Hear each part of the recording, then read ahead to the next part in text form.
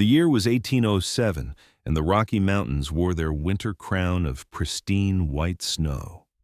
25 wagons laden with precious furs, beaver pelts, mink, and fox skins worth $5,000 snaked their way up the treacherous Cheyenne Pass. This fortune represented the entire life savings of 40 wealthy traders, men who had built their empires on the backs of trappers and hunters who knew the mountains far better than they ever would. At the head of this caravan rode Jacob Hale, a man whose reputation preceded him like the shadow of a vulture. His beaver-skin coat, worth more than most families earned in a year, hung from his broad shoulders with the weight of his arrogance. Hale had made his fortune through ruthless business practices, and the 3 families he'd bankrupted through fraudulent contracts were merely footnotes in his story of success. He sat tall in his saddle, a man who believed that wealth granted him not just comfort, but correctness in all matters. The morning had started clear, but as the caravan climbed higher, the conditions began to shift in ways that only those intimate with the mountains could recognize. The snow that blanketed the slopes above the pass had taken on an unusual quality. It sparkled with an almost liquid sheen, catching the light in patterns that spoke of instability beneath the surface. Small cracks spiderwebbed through the snowpack where the trail cut close to the mountainside, and the wind, which had blown steadily from the north all morning, suddenly changed direction, coming down from the peaks in erratic gusts. High on the slope, in a log cabin so weathered it seemed to have grown from the mountain itself, Eliza watched the caravan's progress with growing alarm. At 24 years old, she had spent the last 12 years living alone in these mountains, ever since the fever had taken both her parents. Her body bore the marks of hard mountain living. Her frame was heavy and solid, built from years of chopping wood, hauling water, and surviving winters that would have broken lesser souls. The traders below would see only her size, never understanding that every pound represented a day she had refused to die. But Eliza's true wealth lay not in her body but in her knowledge. Her father, Caleb, had been one of the finest mountain men in the Rockies before his death, and he had taught her to read the mountains like other children learn to read books. The signs she saw now filled her with a dread that clenched her stomach like a fist. "Papa," she whispered to the memory that never quite left her cabin, "they're going to die if someone doesn't stop them." She knew what she had to do, even as she knew what it would cost her.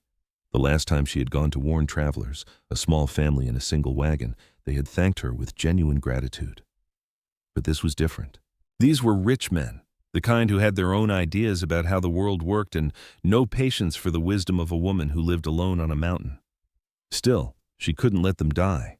Eliza pulled on her worn coat, the one her mother had sewn 15 years ago, and which she had patched so many times it was more repair than original fabric. She grabbed her walking stick and set out at a run down the mountain. The 2 miles to the main trail felt like 20. Her breath came in great clouds in the freezing air, and her legs burned with effort as she crashed through snowdrifts and leaped over fallen logs. Her coat flapped behind her like torn wings, and more than once she nearly fell on patches of ice hidden beneath fresh powder. But she pressed on, driven by the certainty that every minute counted. She reached the trail just as the caravan was pulling to a halt for their midday rest. The traders were dismounting from their wagons, stretching their legs and breaking out provisions for lunch. They looked so confident, so sure of their safety, that for a moment Eliza almost doubted her own knowledge. But then she saw another crack appear in the snowpack above them, heard the faint groan of pressure building, and she knew she was right. "Stop!" she cried, stumbling into the middle of their camp, her chest heaving from the run. "You have to turn back. The snow is going to come down." The effect was not what she had hoped for. The nearest traders turned to stare at her, their expressions shifting from surprise to disdain in the space of a heartbeat. She knew what they saw, a fat woman in rags, wild-eyed and gasping, making wild claims about danger they couldn't see. Jacob Hale dismounted from his horse with the deliberate movements of a man who knew his own importance. He walked toward Eliza with his thumbs hooked in his belt, a smirk playing at the corners of his mouth. Behind him, his men began to gather, sensing entertainment. "Well, well," Hale said, his voice carrying across the suddenly quiet camp. "What do we have here? A fortune-teller? A prophet?" He turned to his men. "Did any of you gentlemen order a prophecy with your lunch?" Laughter rippled through the group, harsh and mocking. Eliza felt her face burn, but she pushed forward, desperation overriding her shame. "I'm not a fortune teller," she said, trying to keep her voice steady. "I've lived in these mountains for 12 years. I know the signs of an avalanche. Please, you have to believe me. The snow above the pass is unstable. I've seen the cracks, heard the mountain groaning. If you continue up this trail, you'll all die." Hale's smirk widened into a full grin. He turned to address his men as if Eliza wasn't even there. "Gentlemen, I believe we have been visited by the famous Fat Witch of the mountains. I've heard tales of her, a crazy woman who lives alone and speaks to the spirits." He turned back to Eliza, his eyes cold despite his smile. "Tell me, witch, did the mountain spirits whisper their secrets to you, or did you read the future in your cooking pot?" His assistant, a weaselly man named Pike, stepped forward and spat at Eliza's feet. "You know what I think? I think if you really knew about avalanches, you wouldn't be so fat. You'd have rolled down the mountain and died years ago." This brought a roar of laughter from the assembled traders. Eliza felt tears pricking at her eyes, but she refused to back down. She dropped to her knees in the snow, her hands clasped in front of her. "Please," she begged, "I'm not asking you to believe in spirits or magic. Just look at the snow. See how it shines? That means there's a layer of ice underneath. It's unstable. Feel the wind. It's changed direction. These are the signs my father taught me, and he was right every time." But her pleas only seemed to fuel their mockery. Men began picking up small stones and clods of frozen dirt, throwing them at her while making pig noises. "Oink, oink," they called. "Go back to your trough, sow." Another man shouted, "The only thing you know about is eating. How dare you try to tell your betters what to do?" Hale raised his hand, and the mockery died down. He walked up to where Eliza still knelt and looked down at her with an expression of theatrical pity. "Listen to me, you pathetic creature. We are businessmen. We deal in facts, in reality, in the solid world of commerce and trade. We don't have time for the superstitious ravings of a fat hermit who clearly doesn't have enough to do with her time." He turned to his men. "Mount up. We've wasted enough time on this foolishness. We have a schedule to keep, and I'll be damned if I let some crazy woman delay our fortune." As the traders began to return to their wagons, Pike gave Eliza a hard shove that sent her sprawling in the snow. The impact tore her sleeve, exposing her arm to the bitter cold. She lay there for a moment, the icy wetness seeping through her clothes, watching through her tears as the caravan began to move again up the trail. She had failed. They were going to die, and there was nothing more she could do. Eliza picked herself up from the snow and began the long walk back to her cabin. Every step felt heavier than the last, weighted down not by her body but by the knowledge of what was coming. She had tried. God knew she had tried, but some people wouldn't listen to wisdom even if it came with a brass band and a written guarantee. When she reached her cabin, she collapsed by the fire, still wearing her wet clothes. She couldn't even find the energy to change. Instead, she wrapped her arms around her knees and began to sob, deep, wrenching cries that came from a place beyond mere sadness. She cried for the men on the trail who didn't know they had less than 2 hours to live. She cried for their families who would never see them again. But most of all, she cried for her father, remembering another day, 12 years ago, when he had tried to warn a different group of travelers about different dangers. "They didn't listen to you either, Papa," she whispered to the empty cabin. "And you died, trying to save them anyway." Her father had been a respected mountain man once, known throughout the territory for his skill and knowledge, but he had made the mistake of warning a wealthy trading company about a planned route that would take them through Blackfoot territory during a time of war. Like Eliza, he had been mocked and dismissed. When the attack came and the traders barely escaped with their lives, they blamed him, claimed he must have been in league with the Blackfoot, that he had set them up. The accusation had been absurd, but it had stuck. He died a broken man, his reputation destroyed, and Eliza's mother had followed him into the grave within a year. Now history was repeating itself, and Eliza was powerless to stop it. She didn't know how long she sat there, lost in her grief and memories, but suddenly a sound cut through her thoughts, a deep, resonant boom that seemed to come from the very bones of the mountain. The cabin shook, dust fell from the rafters, and Eliza knew with horrible certainty that her warning had come true. The avalanche had begun. She jumped to her feet and ran to the window. From her vantage point high on the mountainside, she could see the trail below. What she saw made her blood run cold. A wall of white was roaring down the mountain, a churning mass of snow and ice moving faster than a galloping horse. The caravan was directly in its path. She watched in horror as the avalanche slammed into the line of wagons. It hit like the hand of an angry god, sweeping half the caravan off the trail and into the valley below. Wagons splintered like matchsticks. Men and horses disappeared into the white chaos. The sound was tremendous, a roaring, crashing thunder that seemed to go on forever. Then, as suddenly as it had begun, it was over.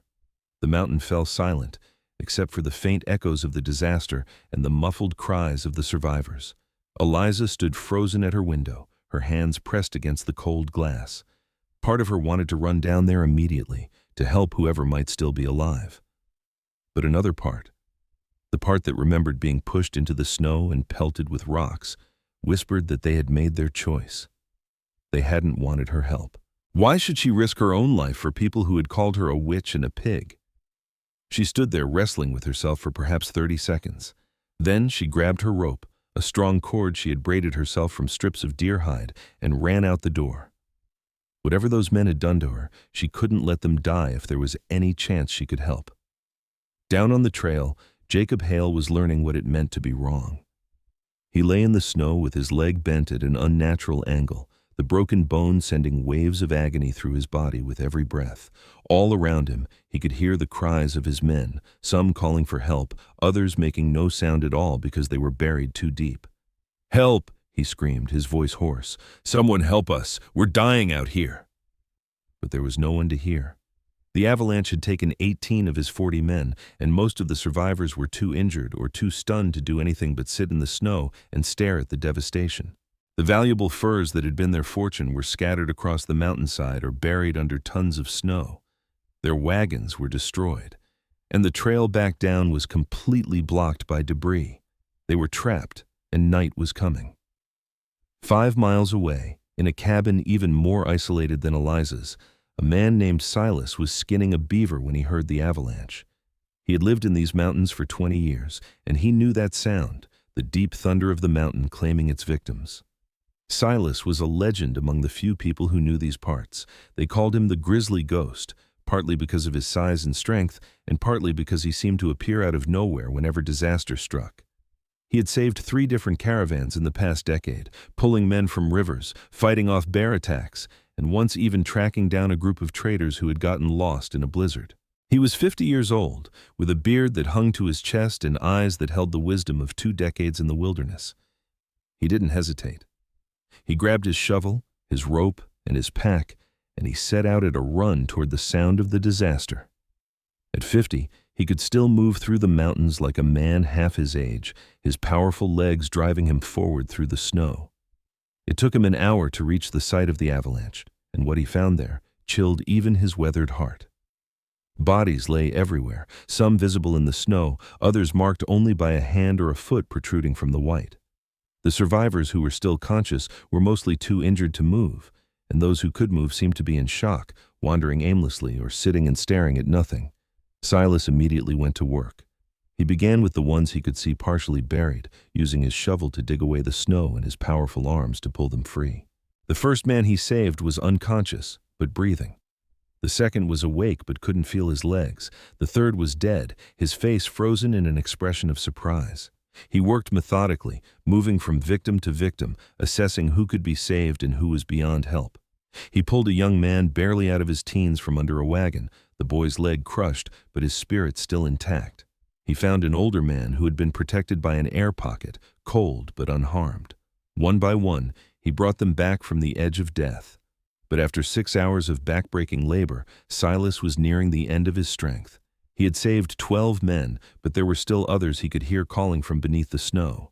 His arms felt like lead, and his breath came in ragged gasps. He was about to attempt another rescue when he saw a figure approaching through the gathering darkness.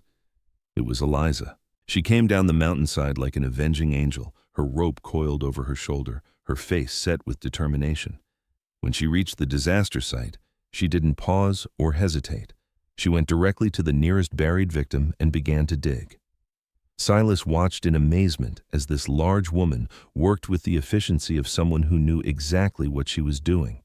She would dig until she found an arm or a leg, then she would loop her rope around it and pull, using her considerable body weight as leverage to extract people from the snow.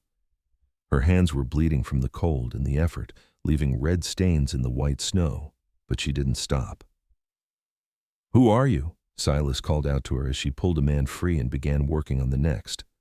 "Eliza," she said without looking up. "I tried to warn them. They wouldn't listen." Something in her voice, a mixture of sorrow and resignation, struck Silas deeply. He moved to help her with the next victim, and together they worked through the night. She would dig, he would pull. She would secure the rope, he would carry the injured to safety. They fell into a rhythm, two mountain-wise souls working as one to undo the disaster that pride and ignorance had created. As they worked, Eliza told him what had happened, how she had seen the signs, run down to warn them, and been mocked and driven away. Silas listened, and with every word his respect for this woman grew. She had been treated like garbage, and yet here she was, working herself to exhaustion to save the very people who had abused her. It was near midnight when Silas pulled the last survivor from the snow. 22 men had been saved in total, 12 by Silas and 10 by Eliza working together. 18 had died, their bodies left where they lay because there was nothing more that could be done for them tonight. Silas and Eliza sat together by a fire they had built, warming their frozen hands and trying to restore some feeling to their exhausted bodies. The survivors huddled around other fires, nursing their injuries and coming to terms with their losses. "You said you tried to warn them?" Silas asked, looking at Eliza with new eyes. She nodded, staring into the flames. "I saw all the signs, the sparkle in the snow, the cracks, the change in the wind. My father taught me to read the mountains, but they called me a fat witch. They threw stones at me and told me to go back to my trough." Silas was quiet for a long moment. Then he asked, "Your father, what was his name?" "Caleb," Eliza said softly. "Caleb Morrison. He died 12 years ago." Silas's head snapped up, his eyes wide. "Caleb Morrison, the trapper who worked the northern tributaries? You knew him?" "Knew him?" Silas's voice cracked with emotion. "He saved my life. It was 10 years ago. I got caught in a rock slide up near the Sweetwater, broke my back, couldn't move. Everyone in Fort Laramie said I was dead, that there was no point sending anyone to look for me. But your father wouldn't listen. He came up that mountain alone and carried me down on his back. 3 days he carried me, stopping every hour to give me water and change my bandages. I'd be dead if not for him." Tears were running down Eliza's face now. "I didn't know. He never told me about that." "That was Caleb. Never wanted credit for the good he did. After he saved me, the whole town called him a hero. But then there was that business with the Blackfoot warning, and people turned on him." Silas's face hardened. "I tried to speak up for him, but I was laid up in bed, still recovering. By the time I could walk again, he was gone." He reached out and took Eliza's bleeding hands in his own. "I owed your father a debt I never got to repay. I swear to you now, on everything I hold sacred, that I will make sure the truth is known. These men will know who saved them, and they will know what they did to you." The next morning, Silas made good on his promise. He had the survivors, those who could walk, gather around the central fire. Jacob Hale was there too, his broken legs splinted with branches, his face gray with pain and shock. Silas stood before them, and when he spoke, his voice carried the weight of judgment. "Gentlemen, I want you all to understand something. This disaster did not have to happen. Every one of the men who died last night could have been alive today if you had listened to one simple warning." He turned and gestured to where Eliza sat by herself, her bandaged hands folded in her lap. "That woman came down from her cabin to warn you about the avalanche. She risked her own safety, ran 2 miles through the snow to try to save your lives. And what did you do? You mocked her. You called her a witch. You threw stones at her like she was an animal." Some of the men had the grace to look ashamed. Others still looked defiant, as if they couldn't quite accept that they had been wrong. "She knew," Silas continued, his voice rising. "She saw the signs that any experienced mountain man would have recognized, the unstable snow, the cracks in the pack, the changing wind. But you didn't listen because she didn't look the way you thought an expert should look. You judged her by her body instead of her knowledge, and your pride killed 18 men. Now he turned his gaze directly on Jacob Hale. And you, sir, were the worst of all. You led them in their mockery. You called her pathetic. You dismissed her warning as superstitious ravings. Silas took a step closer, looming over the injured trader. But there's something else you should know. Eliza is the daughter of Caleb Morrison. Hale's face went even paler, if that was possible. Several of the other traders gasped or muttered among themselves. That name means something to you, doesn't it? Silas pressed. Caleb Morrison, the mountain man you framed 12 years ago, the man whose land you stole when you accused him of conspiring with the Blackfoot, the man who died in disgrace because of your lies. I never, Hale began, but Silas cut him off. Don't you dare lie to me. I was there. I heard the rumors you spread. You wanted his land because it sat on a good beaver stream, and you were willing to destroy a good man's reputation to get it. Silas's voice was shaking with rage now. Caleb Morrison saved my life, and you killed him as surely as if you'd put a bullet in his head. The other traders were staring at Hale now with new understanding. Some had heard the story of Caleb Morrison, but had never known the details. Now they were seeing their leader in a new light, and they didn't like what they saw. But here's the beautiful irony, Silas said, his voice dropping to something quiet and dangerous. Caleb's daughter, the girl you made an orphan, just spent the entire night saving your worthless lives. 22 men are alive right now because of her. 22 men who called her a pig and a witch, who threw rocks at her and spat at her feet. She saved you anyway. He turned to address all the survivors. Some of you might be wondering why I'm so angry about this. Let me tell you something about mountain justice. Out here, away from your courts and your lawyers, we live by a simpler code. You respect the mountain, and you respect the people who know it. You don't judge a person by how they look or how much money they have. You judge them by their actions and their knowledge. Last night, Eliza Morrison proved herself to be worth more than all of you put together. Pike, Hale's assistant who had spat at Eliza the day before, suddenly stood up. He was crying, tears streaming down his face. He walked over to where Eliza sat and dropped to his knees in front of her. I'm sorry, he sobbed. God help me, I'm so sorry. You tried to save us and I spat at you.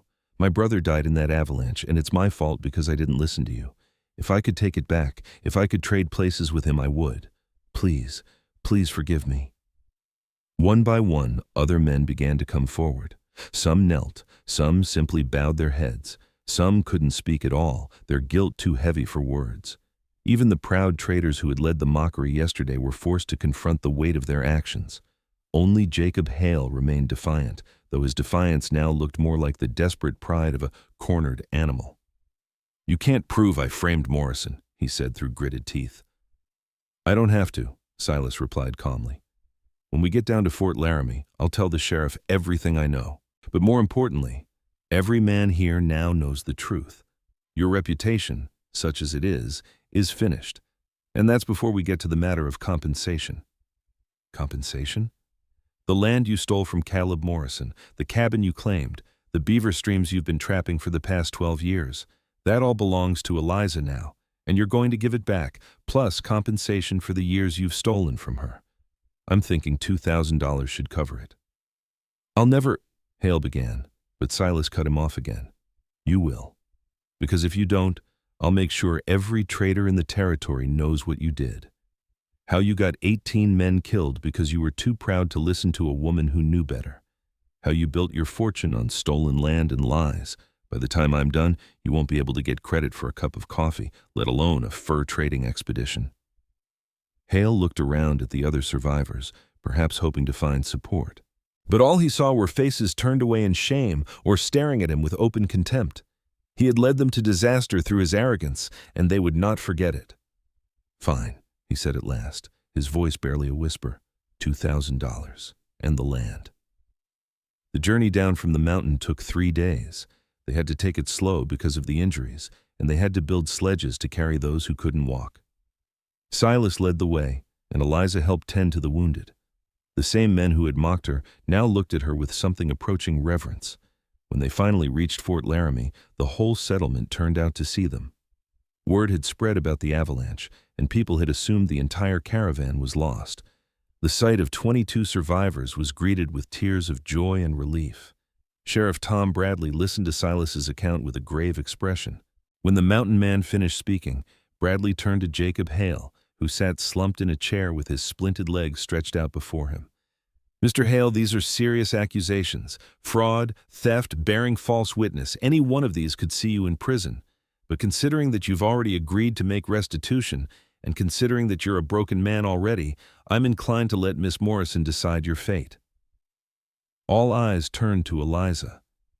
She had been sitting quietly in the corner of the sheriff's office, and now she looked up at the man who had destroyed her father and tried to destroy her. She saw not a powerful traitor, but a pathetic figure. His arrogance stripped away to reveal the small, mean person underneath. I don't want him in prison, she said quietly. I want my land back, and I want the money he promised, and I want him to work for it. There's a lot that needs to be done to turn that cabin into a proper rescue station. He can help with that. Sheriff Bradley raised an eyebrow. A rescue station? Silas stepped forward. Miss Morrison and I have discussed establishing a permanent station at Cheyenne Pass. Too many caravans have been lost in that area over the years. With someone there who knows the signs of danger and with proper equipment for rescue operations, we could save a lot of lives. The territory would support such a station, Bradley said thoughtfully. We lose too many traders and trappers in those mountains, but it would be dangerous work. Living alone on a mountain for 12 years is dangerous work, Eliza replied. At least this way the danger would have a purpose. And so it was decided. Jacob Hale was required to transfer the deed to his land back to Eliza Morrison and pay her $2,000 in compensation. He was also sentenced to 2 years of labor, helping to build and maintain the Cheyenne Pass Rescue Station. His trading empire, built on lies and theft, crumbled. Within a year, he was bankrupt, reduced to working as a common laborer, digging snow and hauling supplies for the station he had once scorned. Meanwhile, the Cheyenne Pass Rescue Station became a reality. Silas and Eliza worked together to expand the old cabin into a proper facility, with room for storing supplies, sheltering stranded travelers, and treating the injured. They built signal towers on the peaks above the pass, places where they could observe the weather and the snow conditions. They established protocols for warning caravans of danger and for mounting rescue operations when disasters occurred. The first winter, they saved 3 caravans from various dangers, not just avalanches, but also blizzards, broken wagons, and injuries. Word spread quickly through the territory about the fat witch of the mountains who had become the angel of Cheyenne Pass. Traders who had once mocked her now spoke her name with respect and gratitude. Children born in that region during those years were often named Eliza or Caleb, in honor of the Morrison family who had dedicated their lives to keeping the mountain passes safe. And when those children grew up, they told their own children about the woman who had been judged by her appearance, but proved her worth through her knowledge and her compassion. 5 years after the avalanche, the Cheyenne Pass Rescue Station had become an institution. 50 caravans had been helped through the pass safely, and countless lives had been saved. The station had expanded to include a small hospital, a weather observation post, and a training facility where Silas taught young men and women the arts of mountain survival and rescue. Eliza herself had become a legend. Newspapers as far away as St. Louis wrote stories about her, though they often got the details wrong or romanticized her appearance. She didn't mind. The only opinion that mattered to her was that of the people she saved and the community she had built. On a cold evening in December, 5 years to the day after the avalanche, Eliza sat by the fire in the main hall of the station. Silas sat across from her, as he often did these days. They had become partners in more than just the rescue work. Their shared love of the mountains and their mutual respect had grown into something deeper. "Do you ever think about that day?" Silas asked, breaking the comfortable silence. "About how close you came to not warning them?" Eliza considered the question. "Sometimes. If I'd been a little more bitter, a little more hurt by past rejections, I might have stayed in my cabin and let them die. But my father taught me that knowledge comes with responsibility. If you know something that could save lives, you have to share it, even if people don't want to hear it. Your father was a wise man. He was, but he paid a terrible price for his wisdom. Jacob Hale destroyed him for no reason other than greed. They both looked over to where Jacob Hale was working in the far corner of the hall, cleaning equipment for tomorrow's patrol. The once proud trader was now just another worker at the station, his fortune gone, his reputation in ruins. But something strange had happened over the past 5 years. The hard work and the simple life had changed him. He rarely spoke, but when he did, there was less arrogance in his voice. He had learned, finally, what it meant to be humbled. As if sensing their gaze, Hale looked up. For a moment, his eyes met Eliza's, and she saw something there she had never expected to see. Genuine remorse. He didn't say anything, just gave a small nod before returning to his work. "Do you think people can really change?" Eliza asked. Silas was quiet for a moment. "I think the mountains change people. They strip away everything false, everything unnecessary. Out here, you learn what really matters." Hale has learned that, I think. Maybe too late to save what he had, but not too late to become something better. A knock at the door interrupted their conversation. One of the young trainees stuck his head in, his face flushed with cold and excitement. "Miss Eliza, Mr. Silas, there's a caravan coming up the pass, and they're asking for advice about the route. They heard about the station and wanted to check in before continuing." Eliza smiled. This was exactly why they had built the station, so that people would have a place to stop, to ask questions, to learn about the dangers before encountering them. "Tell them we'll be right there." As she stood and pulled on her coat, Silas caught her hand. "Your father would be proud of you," he said quietly. "Everything he taught you, everything he believed in, you've made it real. You've made it matter." Tears pricked at Eliza's eyes, but they were good tears, tears of gratitude and peace. "We made it real," she corrected. "This is our work, yours and mine." They walked out together into the cold mountain evening, ready to help another group of travelers navigate the pass safely.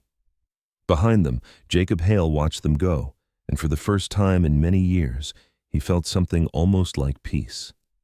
He had lost everything, his fortune, his pride, his reputation. But in losing it all, he had gained something he hadn't even known he was missing, the knowledge that true worth had nothing to do with wealth or appearance, and everything to do with what you did when no one was watching. The mountains had taught them all that lesson, some more painfully than others. But for those willing to learn, the mountains were the finest teacher in the world. Years later, when travelers asked about the Cheyenne Pass rescue station, the old-timers would tell them the story of how it began.